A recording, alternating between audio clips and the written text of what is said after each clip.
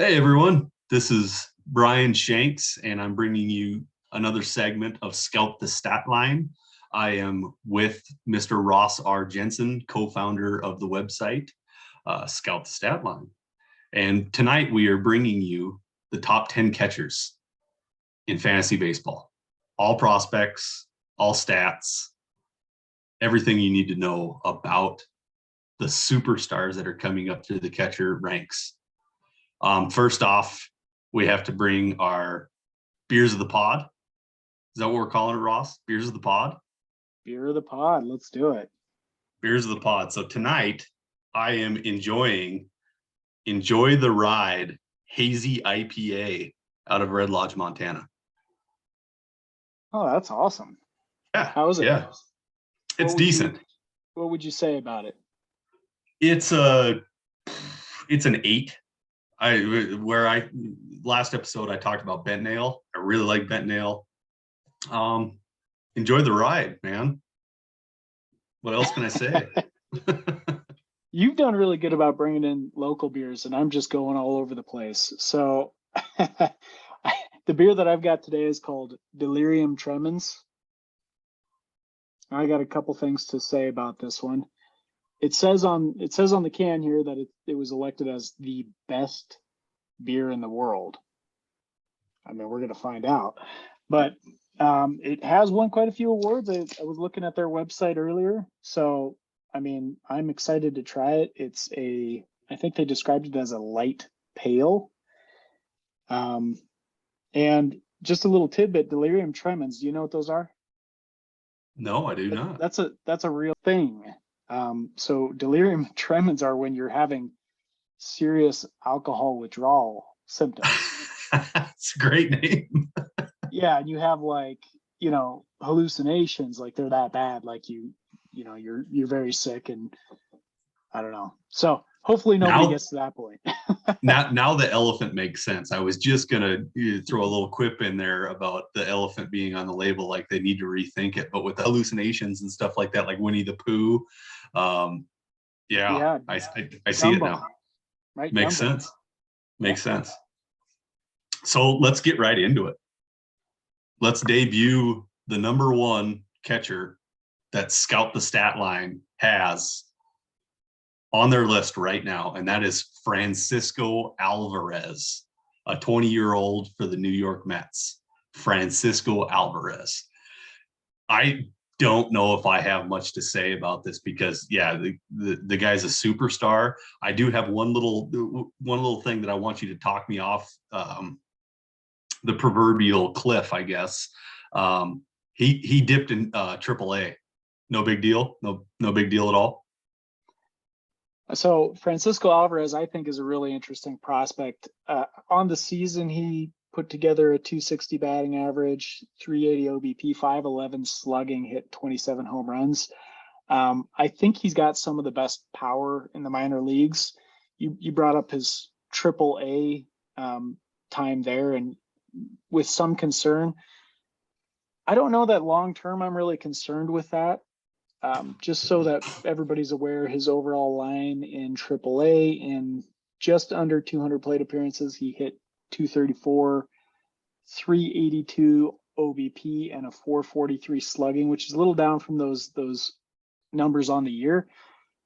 But I've noticed this with Francisco Alvarez, that he does this. He's done this his entire career coming up through the minor leagues. He's advanced really quickly through them. That's something I want to touch base on too. But every time he comes in to a season, he just demolishes the level that they start him out at, and he earns a promotion. And then upon that promotion, he has some struggles, at least compared to how he was performing before that. So I do want to highlight some of the things that were positive, though. He really increased his walk rate at AAA, which was surprising, but he walked at a 17.1% rate at AAA versus it looks like he was at 12.2% in AA just before he got his promotion. So he actually did better in that regard, hit with less power. His batting average suffered a little bit. And I think you can expect this for him, like starting out in the pros, that he might struggle a little bit. So I don't think he's going to come out and he's going to smash right away. I said this at the end of the season when he got his cup of coffee. You know, I think he's a great long-term asset, but in the short term, you might see some struggles. And I think we've seen that throughout his career. So, no, I'm not worried about him long-term, but I do think that there might be some short-term struggles. There's going to be a lot of strikeouts. You know, the batting average is probably going to lag until his skill set catches up to the level that he's playing at, which shouldn't be too far off. Sure. So we do have 58 home runs in 895 at bats. That's a pretty, you know, a decent power range. I think he's got more to show in the power department. But yeah, you're right. Yeah, as soon as he touches a league for a little bit, he explodes. It didn't show up in AAA. It's going to. Al, are we going to see him in the pros right away? Now, it could go either way. I could see him getting a little bit of time in the minor leagues, but if he does start there, I don't think it'll be too long because I think that trend will continue. If he starts at AAA, we'll see him mash there and he'll earn a promotion. Yep. And then that's when you'll see some struggles, and those struggles might be a little more prolonged because that happens at the major league level. But I do think he's potentially the best power hitter in the minors. I mean, there's a lot of people that are in contention for that. We did an article for the Dynasty Guru that was projecting future league all-stars. Sure. And I picked Francisco Alvarez as the home run derby champion in that article, but that's a proxy for me saying that I think he's got the best power out of those people that we selected for National League All-Stars, at least. So I think he's going to be a really good player. One of the better hitting minor leaguers in the league. And one other thing that I want to highlight about Francisco Alvarez is he was also the youngest player in 2022 to debut in the major leagues. And that's big. I think people tend to forget that being 20 years old and getting into the show, that's a really big deal. Oh, yeah. So I think he's going to be a great player.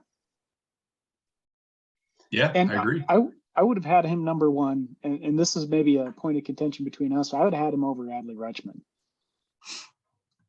I think you're crazy for saying that, but I don't think you're completely insane, but you're on the verge of being insane. If that makes any sense. Do you think he's the best catching prospect? Do you agree with the Scout the Statline stat-based ranking of Francisco Alvarez, or do you think he should be lower? Do you think somebody else deserves that crown? I do think that there might be one player that we're going to touch on here in number 3, I believe is what he is at. I don't think that Alvarez is number 1 yet. I think somebody else has got that title, but I can't disagree with you. Like everything that you say makes complete sense. He does have power for days, and he grows up really well. So he comes in with our scout grade equivalency rating of 70 and our player details that we've put together, which is among the highest, I think, in the minor leagues. I haven't actually looked through all of those rankings to see where they place everybody. I think there might be one guy that I've seen with a 75, I want to say, but that's extremely high for this ranking system. So he projects for at peak 32 home runs on average. And, that's among the best best power you're going to find in the minor leagues. Even if he struggles a little bit, if he starts in the major leagues, they're going to give him some freedom. They're going to let him play through some struggles. Number 2, Scout Statline has a LA Angel, 19-year-old, Edgar Quero. What's your thoughts here, Ross? I love Edgar Quero. He's one of my breakout plays for 2022. It's probably aggressive it's probably way higher than you're going to find anywhere else. But this is all based on the numbers, and the numbers don't lie. He's been really productive as a catcher. He has an extremely high walk rate. He has since he's come in the league, and this year, aggregate on the season, all at single A and 515 plate appearances, he hit 312 with a 433 OBP and a 530 slugging percentage, good for a 963 OPS. He walked almost as often as he struck out, 14% versus 17, almost 18% for his strikeouts. I think he's kind of the complete hitter overall. And I'm really excited to see what he can do. He gets a comp on Scout the Statline to Alex Bregman. And we touched on this in the first pod. I think that, that's a really nice comp to be pulling. I wanted to ask you, do we completely discount 2021 with his stats? I don't think that you discount it. I mean, that's part of the equation to begin with. And I almost highlighted him last year at the Dynasty Guru because he came up and he was hitting so hot. I mean, his end stat line doesn't reflect that. He finished the season with a 240 batting average, but he still had a 405 OBP. He had a 463 slugging percentage finishing that season. So he still had respectable numbers across the board, but he started really scorching hot. Like, I was like, I don't know who this guy is, but he is ridiculously good, just flying under the radar. I didn't end up highlighting him, which I was surprised when I was reviewing my highlights at the end of the season. I didn't get around to him, and he must have started cooling off before I did. Just Sure. Otherwise, it would have been something I couldn't ignore. But no, I think it's factored in there, and I don't think it's as bad as it might look based on that 240 batting average that he finished with. So the reason I wanted to ask if you discounted it or not is because of the breakout that he had this year. He had a 312 average. Edgar Quero, a catching prospect, 19 years old, in single A, had a 312 average. But what comes with that was 17 home runs and 12 stolen bases as a catcher. I think the 12 stolen bases is really surprising. Like, I don't know that he's got a lot of speed. I don't know that it will project to the major leagues really well, but pretty impressive total for a 19-year-old at single A. So especially as a catcher. So something to keep an eye on for next year. That's for sure.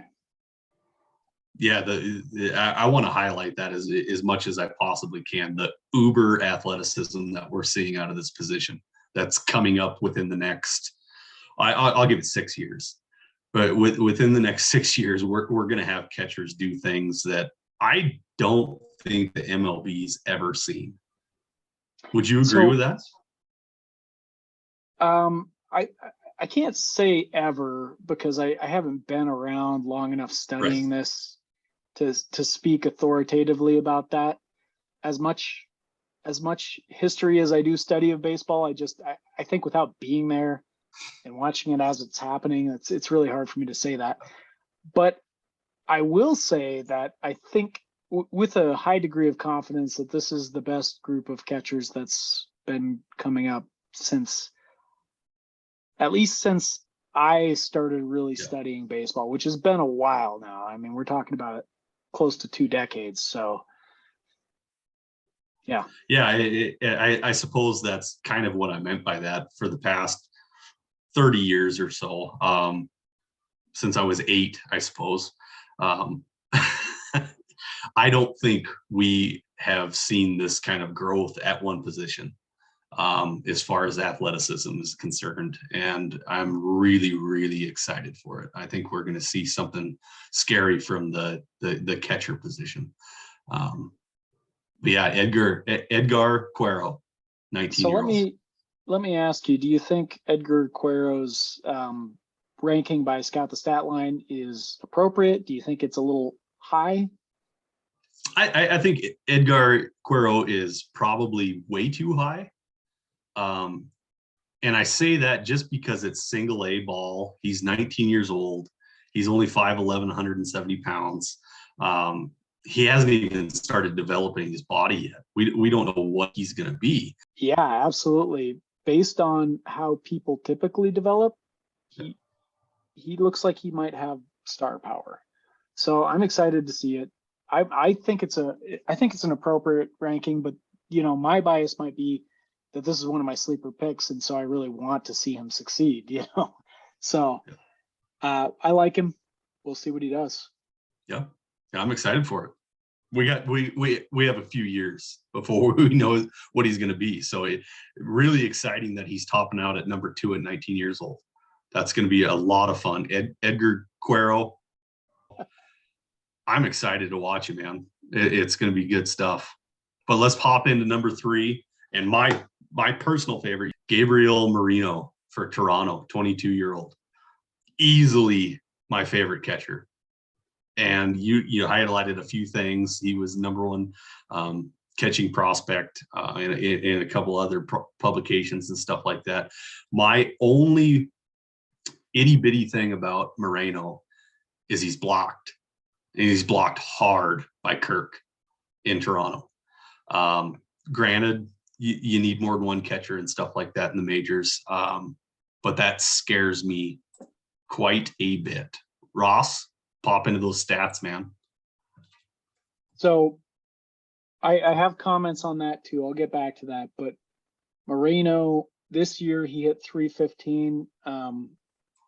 He's not a high batting average is not foreign to him. Last year he hit 367 at AAA, and he was just 21 years old.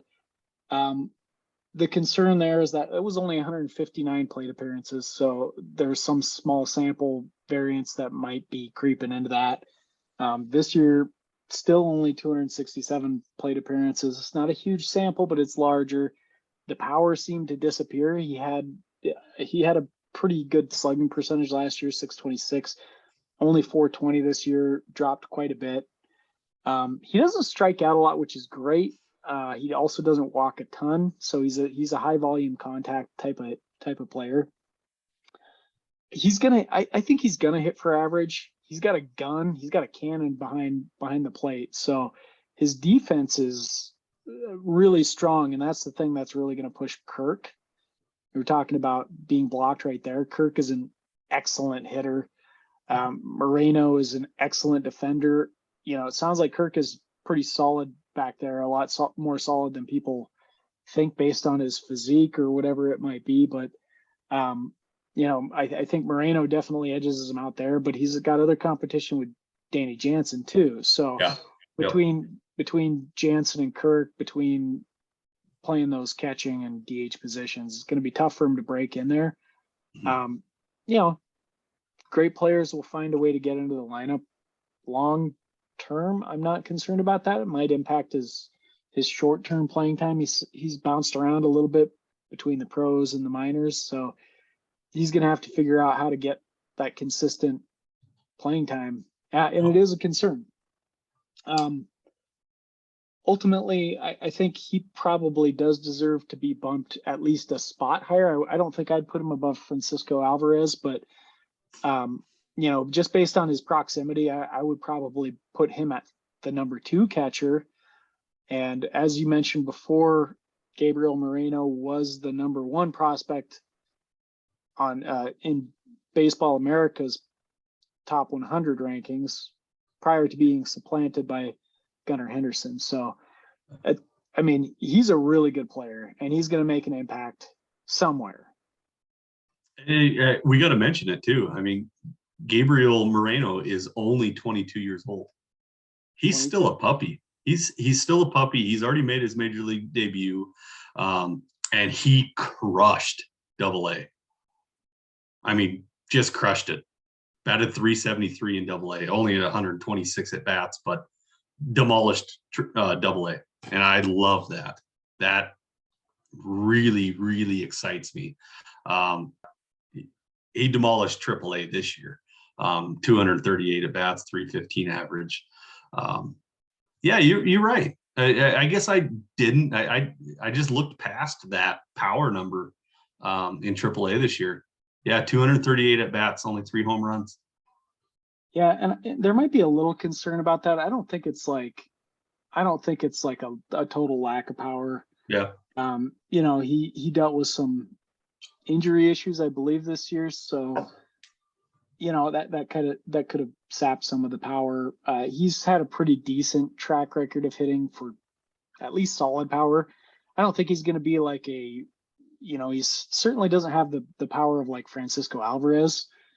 He projects for 15 home runs. You know, I could see him exceeding that. I don't know if he's going to exceed that much. You know, he might hit 20. I could see 20 home runs in the season.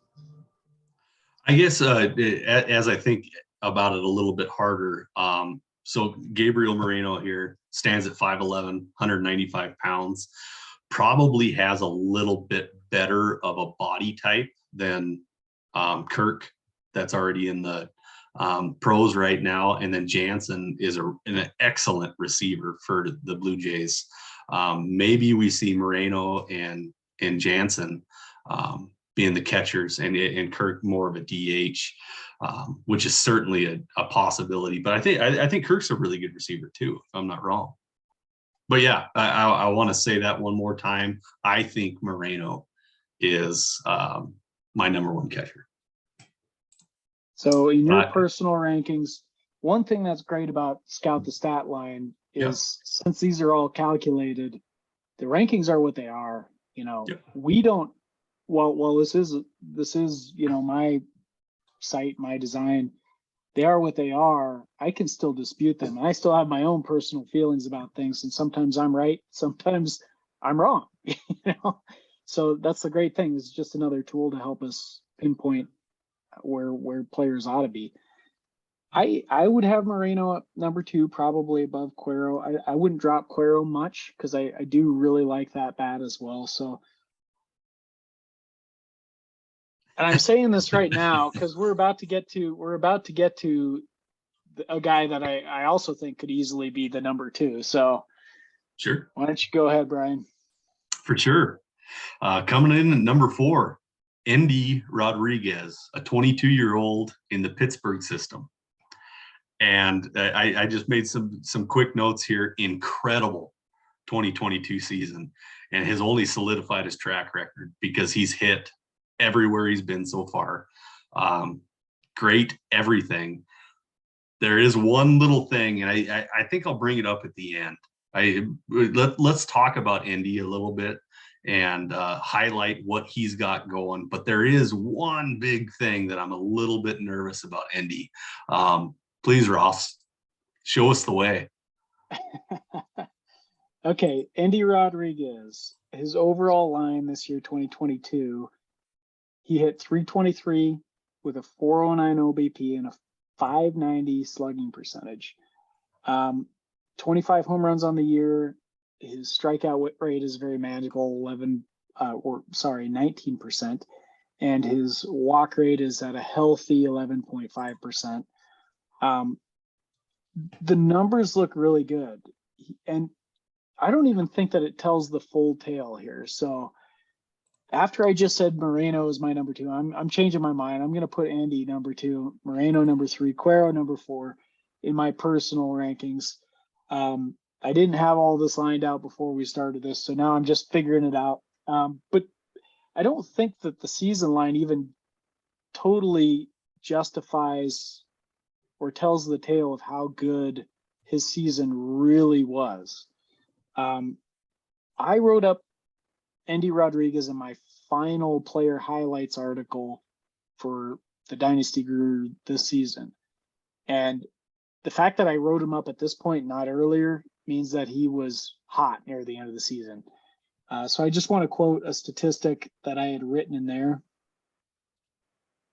Okay, here it is.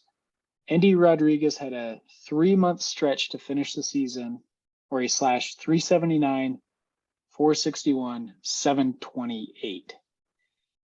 So he was insanely hot finishing out the year, and he just continued to get better.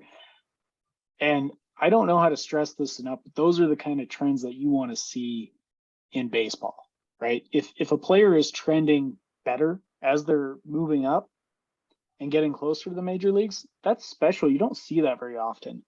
Yeah. And those are the guys you really want to keep your eye open for. So Endy Rodriguez is trending the right way. I'm going to slot him in as my personal number 2 choice.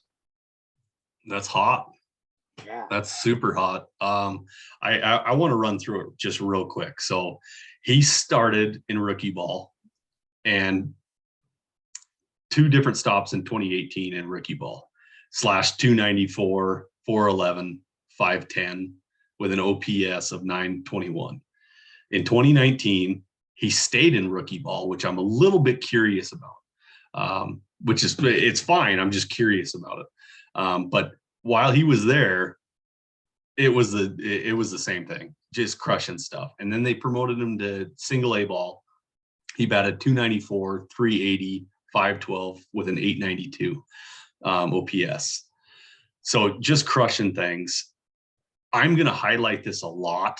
I don't know how many people discount the fact how bad 2020 hurt some of these players.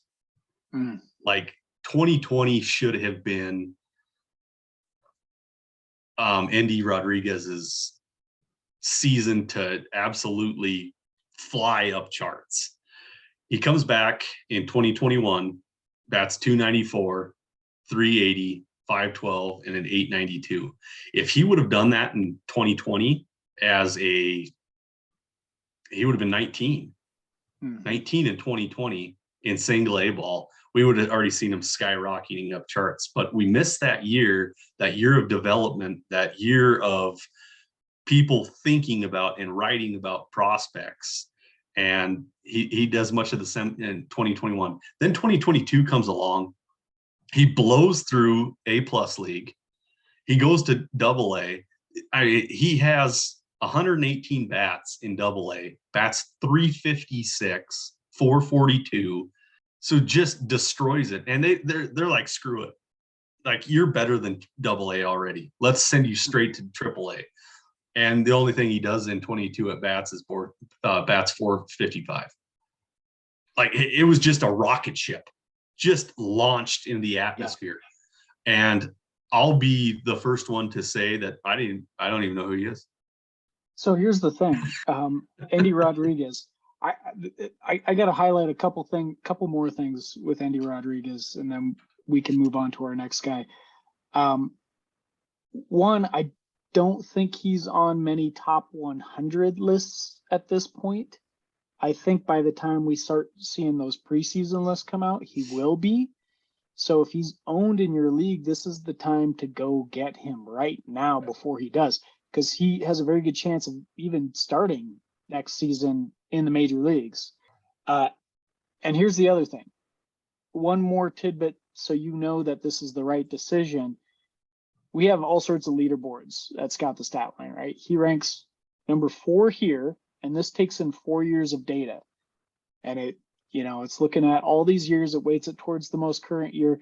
We also have a leaderboard for just 2022. Where do you think Endy Rodriguez ranks on our 2022 only leaderboard for catchers? Give it to me. Give me the hot take. Number 1. He's number 1. There it is. So if you're just looking at the most recent numbers, he's the top catcher in the league. And the only thing that's holding him back is a track record, which is still good. It just is a little less like Francisco Alvarez, who's doing this at a very young age for the levels he's been playing at. To everybody that's listening right now, dive into the internationals. The internationals are a fantastic place to really get value out of people, because you're buying somebody that has little to no value, and they grow up really quick, really, really quick. Well, I would put a different spin on that, because I know what you're saying, and the spin I would put on it is follow Scout the Statline, because that's where you're going to find the internationals that are rising.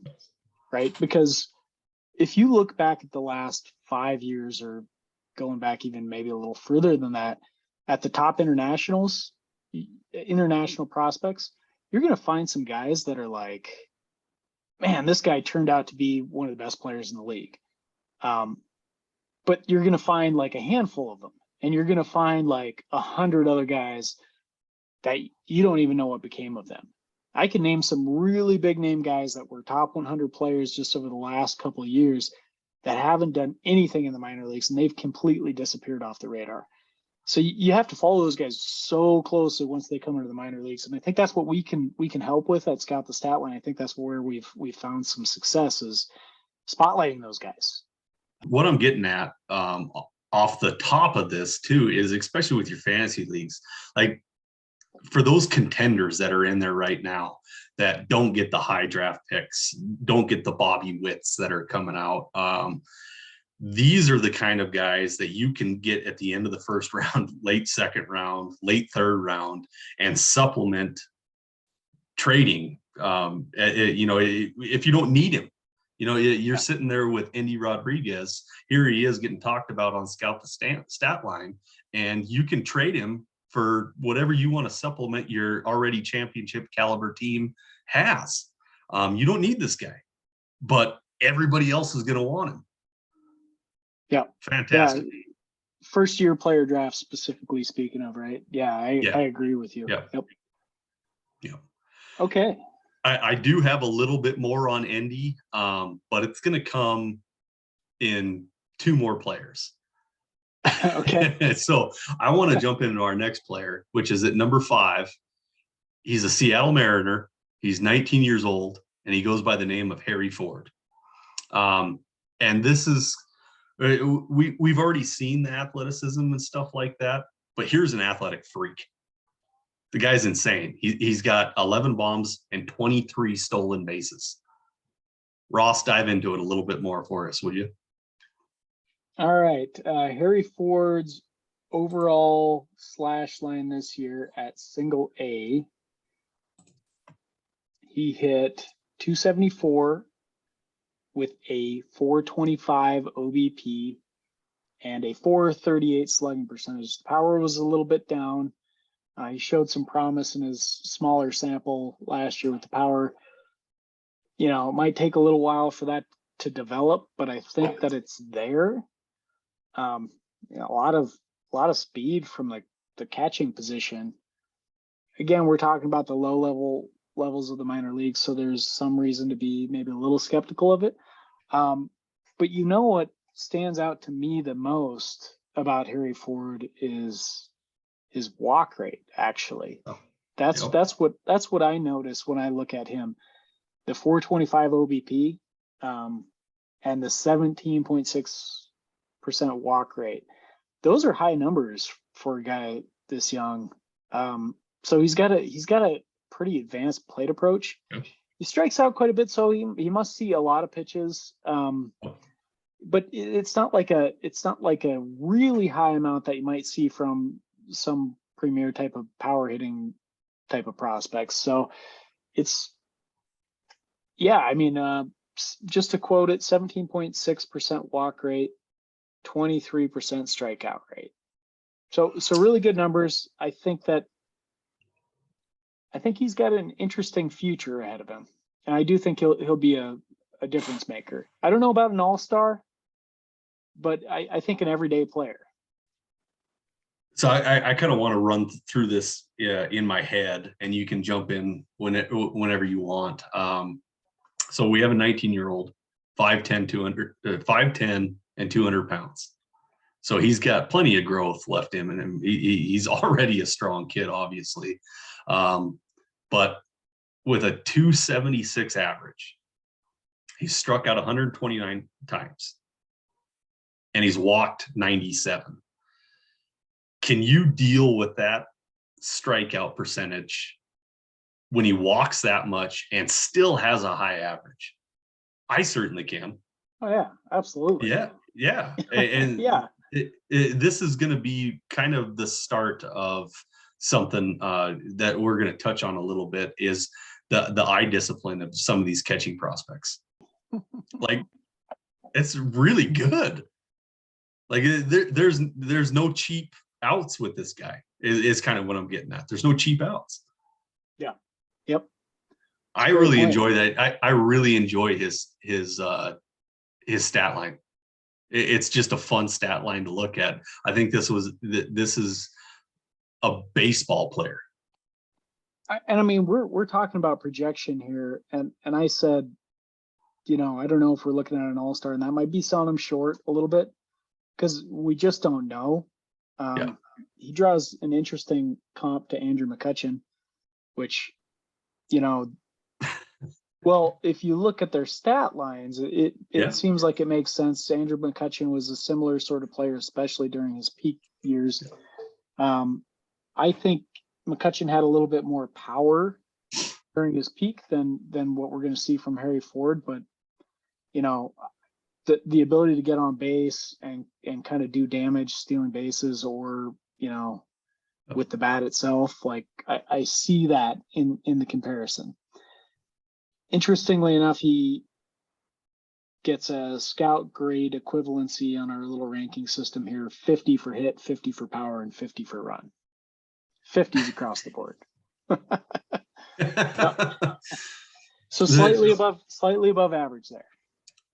And since we're at number 5 already here, one thing that does concern me with a lot of these guys, probably not so much the top 5 guys, as much as we're going to start getting down to it. And then maybe some of the highlights that we're talking about is, are they going to play catcher? Like, do they have too much athleticism to be sitting behind the plate? That's one thing that can be a little bit concerning with this list, is maybe these guys aren't going to be catchers. Maybe they're going to be third baseman. Maybe they're going to be in the outfield. But at this point, who gives a crap as long as they can hit the ball? Yeah, I mean, for me, I don't get too caught up in the catching or the position for any prospects, to be honest, because it changes so much. Yeah. I think it's an input, but it's not a significant consideration. I'm not going to pick one prospect over another just because of their position. Sure. If they're comparable players, sure, that might be a decision vector, in that situation. But most of the time, I'm just going to look at who is displaying the characteristics of a player that can make it to the major league level and be productive there. I'm going to go for that player every time. And that's kind of why I wanted to highlight that aspect. Is sometimes we don't want to care even about what position they're playing right now, because we're trying to do is get bats right now. Yeah. We want the bats. We want the stats. I like that. We want the bats and we want the stats. So there's a lot of instances of players that come up as catchers. Interesting tidbit: Bryce Harper was drafted as a catcher. There you Clearly did not stay there. A lot of players start at third base. Vlad Guerrero Jr. I think Mark Teixeira started at third base. Albert Pujols started at third base. They get moved off the position. A lot of them go to first base. Sometimes they go to second base. A lot of second basemen, sometimes shortstops, end up moving to the outfield, or first baseman move to the left field, like Andrew Vaughn. He's been playing a lot of left field. So, I mean, it's so unpredictable. And oftentimes you'll read something about it, and what you'll read is this guy only has one position, and it's first base or whatever. He can't play any other position. Next thing you know, they're in the outfield. So I'm just saying, I take that stuff all with a little bit of a grain of salt. And, I'm not looking for that when I'm looking at a prospect. I'm looking for a good hitter. Yep. And I'll fit the puzzle pieces with my pros when they get there. Yeah, at the end of the day, who gives a crap? You can trade for something else. At least you have that valuable asset as a prospect that you go, oh, he's going to play in the outfield. I don't have any room. Well, trade him for a first baseman, because you just struck a gold mine. So again, that was Harry Ford at number 5. Yeah. Interesting player. All right. I want to switch gears real quick and shift to talking about our number 6 overall catcher by Scout the Statline's rankings, Austin Wells. Austin Wells had a really strong season, starting at single A and finishing at double A on the season. Overall, he put together a line of a slash line of 277, 385, 512 with 20 home runs and 16 stolen bases. Again, that was across 3 levels. His strongest showing across all 3 was at high A, where in 121 plate appearances, he hit 323. He had a 1,004 OPS at that level. Dropped a little upon promotion, as is to be expected. But overall, I think Austin Wells is a really interesting player. He's in the New York Yankees organization. He was a first-round pick in the 2020 draft, so he had a pretty good, solid track record in college. Was cut short by that 2020 season.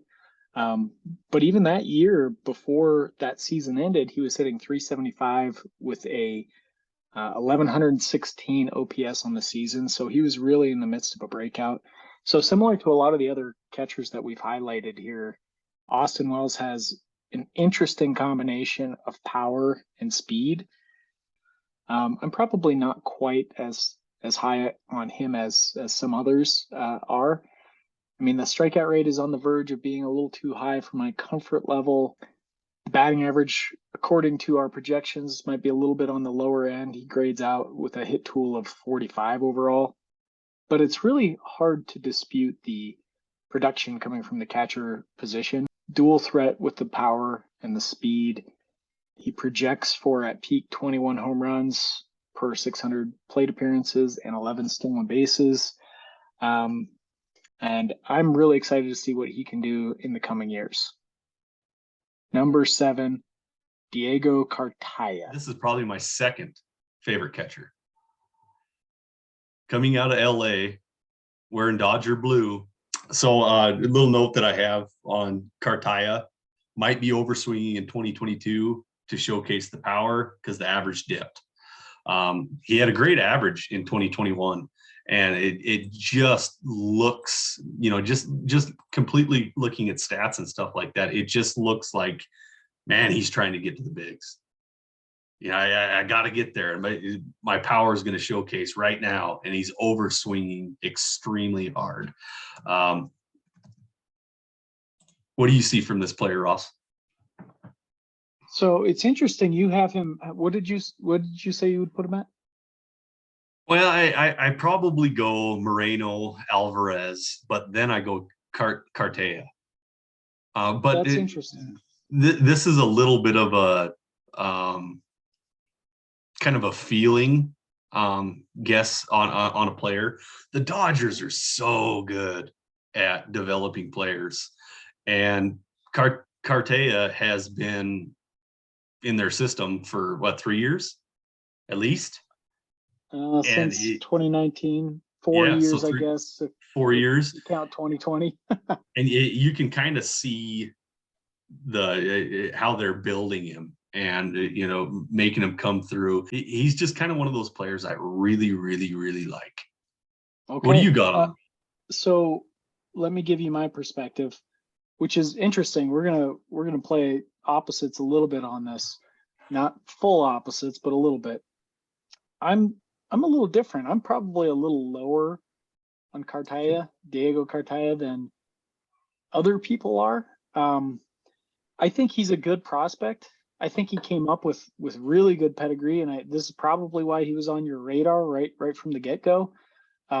He was one of those top international guys from the day that he came in, and he's one of those guys that's panning out. Though I feel like that pedigree is probably overstating his value slightly. He had a great season last year. I don't want to discount it. Let me run through his stats here.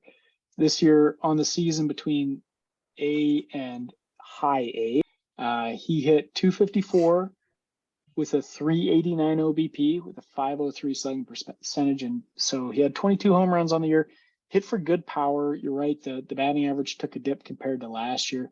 Last year at single A, he hit 298 with a 409 OBP and a 614 slugging percentage. So he did really well, but that was only 137 plate appearances too. So there's a little sample size stuff going on with that too. Just enough to be slightly skeptical. I think he's a very good prospect. I think he's got very solid power. I think he's probably a little overrated by most analysts or scouts out there. Sure. Strikeout rate is a little elevated for what I like to see on our player details. Both batting average and strikeout rate get a blues designation, meaning they're like a little on the lower end. No speed. He's not going to steal any bases, which is fine. I mean, you're certainly not expecting that from your catcher.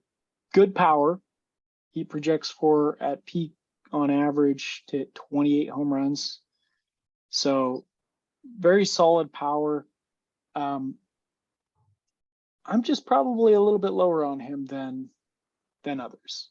No, not a lot. I think he's a top 100 player. Sure. But I agree with where he's at on this list. In fact, I might even drop him another couple spots. Yeah. That's fair. I think this is the closest. Yeah, this is the closest to a prototypical catcher that you'll find that we've talked about so far. It's going to have nice power numbers, going to have a higher average than your prototypical catcher. But as far as our list is concerned, this is the guy that's going to be, at least in the past 20 years, what we have seen from the catcher spot.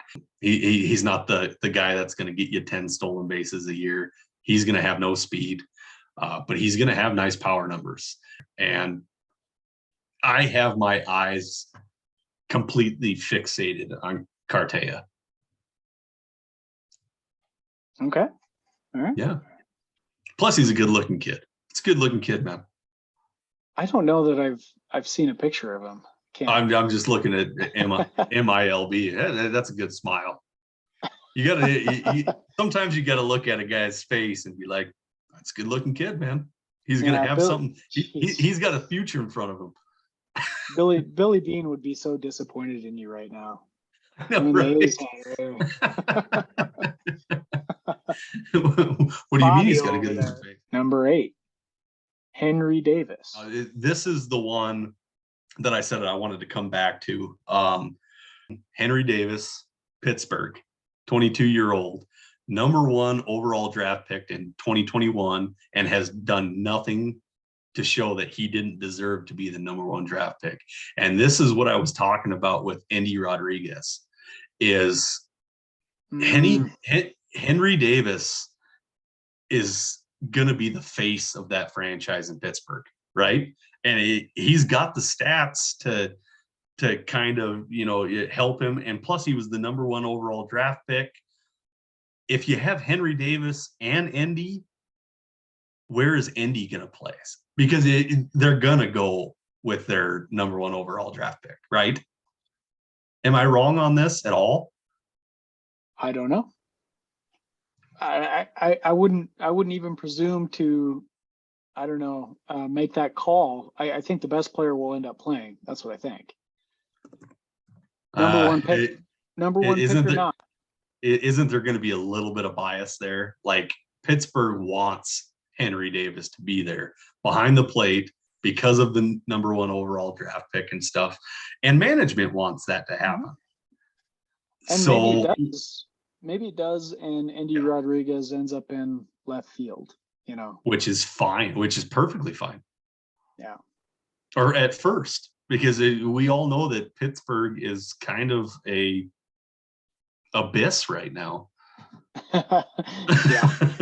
They'll find a place to play. I'm pretty sure he could DH Brian. Yeah. These days. Yeah. Okay. What do you think about Henry Davis? I really like Henry Davis, and he's one of those guys I would probably bump up a couple spots. As I'm looking through the players right now that are up here, I think I probably would bump him up to 5. I think his placement and his proximity probably would be enough for me to say he's probably above Harry Ford. What's interesting is they were both in the same draft, same year, same draft. Henry Davis, number one pick, following Adley Rutschman, some big shoes to fill. I don't think that anyone was really expecting him to be of the same pedigree or caliber of Rutschman necessarily. But his hitting has been equally on par with Rutschman's in his rise through the minor leagues. This year on the season, he's batting .268 with a .382 OBP and a .478 slugging percentage. Somewhat small sample size, 251 plate appearances. He has 10 home runs and 9 stolen bases. So there's a little bit of that speed and athleticism again. I think in general, I think he was a little hampered by injuries.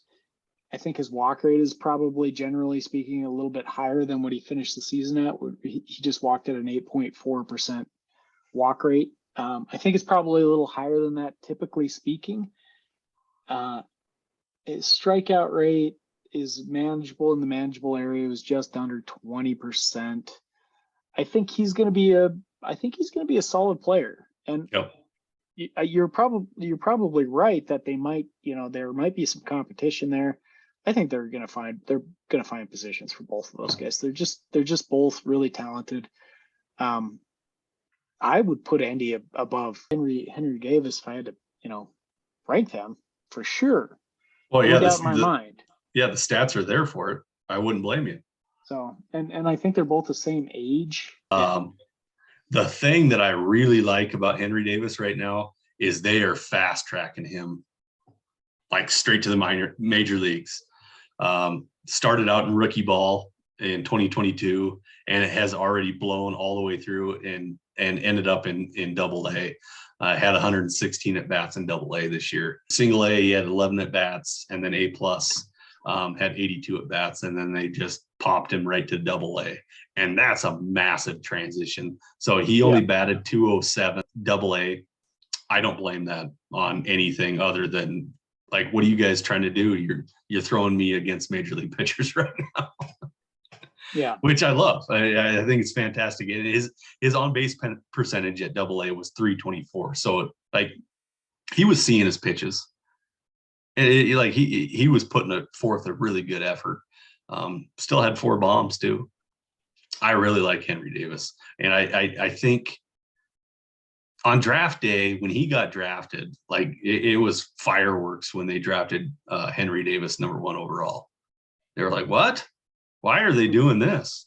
It was a surprise. I think it was kind of warranted. He crushed at Louisville.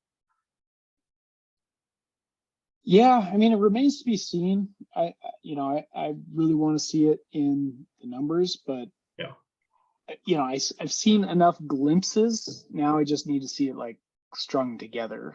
A solid season. He still hasn't played like a full season minor league ball yet. I just want to see it. So next year we'll see him at Double-A.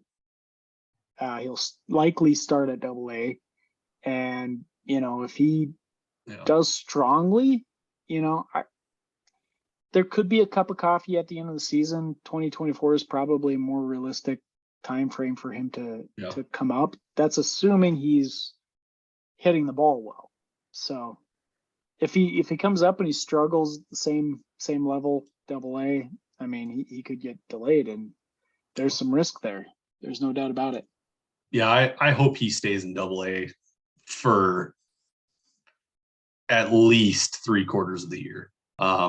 If he gets called up to Triple-A at the end of the year, cool, good for him. I don't imagine he sees a cup of coffee.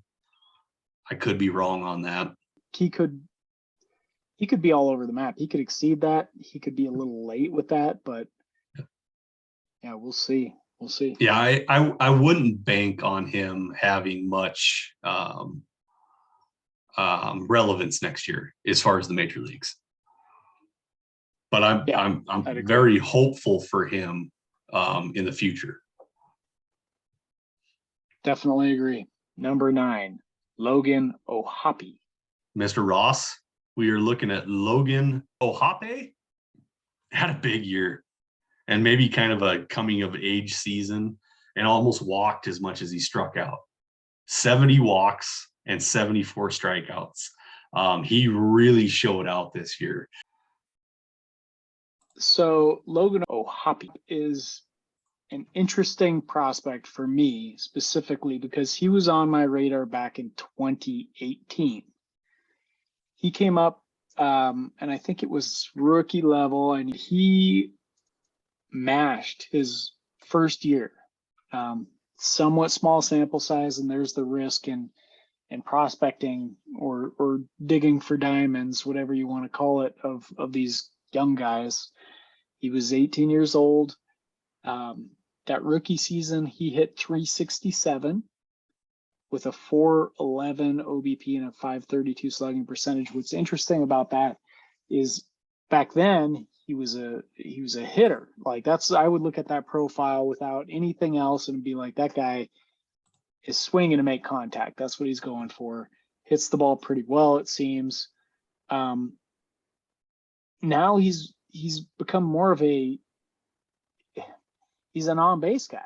You know, he walked almost as often as he struck out this year in Double-A, and put together a really fine season. He had a decent season last year, but he had a pretty bad follow-up in 2019 to that good season where I said he was on my radar. You know, he was a target of mine back in 2018, right?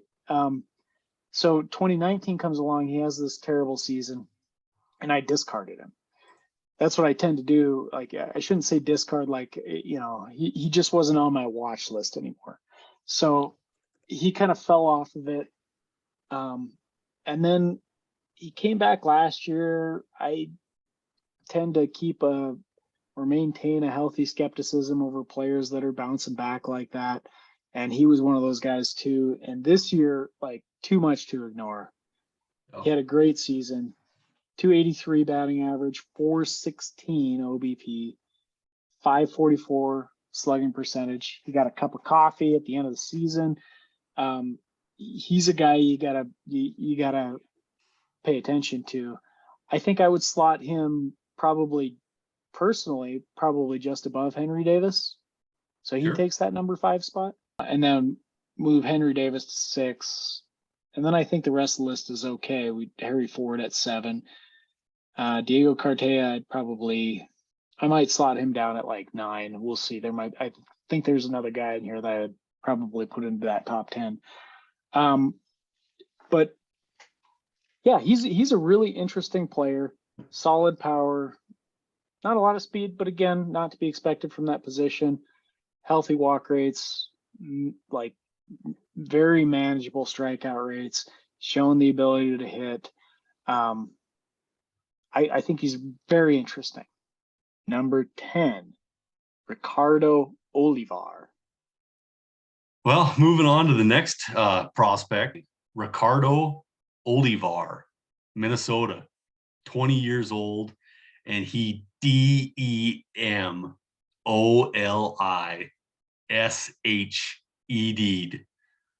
demolished rookie ball. I mean, demolished it. He is 21 years old now. But yeah, it just insane what he did in rookie ball in 2022. He had 129 at bats, batted 349, on base percentage 442, slugging 605, and an OPS of 1.047. Ricardo Olivar, somebody that you need to go look at. And if he's not owned, pick him up instantly. Drop whoever you want and pick this guy up because he crushed rookie ball. Ross, what do you got? Oh, I hate to be Debbie Downer. This is probably a guy I would drop off of the top 10. I would drop off my personal top 10. And that's not because like you said, you highlighted the numbers. You can't dispute those. He was very productive. Where I have some concern is as you said, he's just recently turned 21. He's playing at rookie ball, so he's no longer really young for that level. And this year he only had 164 plate appearances. So combined with last year he had 59. He barely crossed our plate appearance threshold to even appear on the list. So what it is 200 plate appearances just for informational purposes. So he has 223 in his career, just enough to get onto the list. And you're right, he put up eye-popping numbers. But I think it's an instance of somebody that's older for the level, in a small sample, some small sample variance getting in there, putting up big numbers. And so I would approach the numbers with healthy skepticism. For me, I wouldn't have him in my top 10. I mean, this is another input to take into consideration when you're thinking about him. He did debut last year, small sample, hard to make much of it, 59 plate appearances at rookie level, which is where he started this year. And as you were saying, he demolished it this year. Yeah. But he only hit 204 last year, didn't show a lot of power. Only had a 686 OPS. Of course, he crushed that level again this year. Just a little concern with somebody that old, with a small sample. These are the guys I like. I want to put like a little red flag next to him, just saying like, it's okay to speculate, but that's what it is. And to recognize that it's a speculation. If it doesn't start working out for you, it's time to move on. Okay. Well, we're really flip-flopping here. Normally I'm the guy that's backing off on stats and stuff like here. And here comes Ross saying don't believe him. Well, he's wrong. He's one of my darlings. So choose your side. The Brian Darling. I suppose before we log off, I just want to ask, Ross, how was your beer? It was pretty good. I mean, I drank it all, 8.5%, so it was somewhat strong, but pretty smooth, balanced. It's not like a West Coast IPA by any stretch of the imagination, but it was pretty good. Hopefully it doesn't give me delirium tremens. If we don't be careful, we're going to get sponsored by Enjoy the Ride, Hazy IPA. Mine was That's good too. The dream. It was good. It was very good. Well, with that, ladies and gentlemen, I want to say thank you for tuning in and listening to Scout the Statline podcast. If you enjoyed the content, please subscribe to the website, www.scoutthestatline.com. If you need to reach out to me, my Twitter handle is at Brian59044. And my partner in crime here is Ross Jensen. And your Twitter handle is? At Ross Jensen 12. Perfect. If you guys need anything, let us know. Enjoy your time.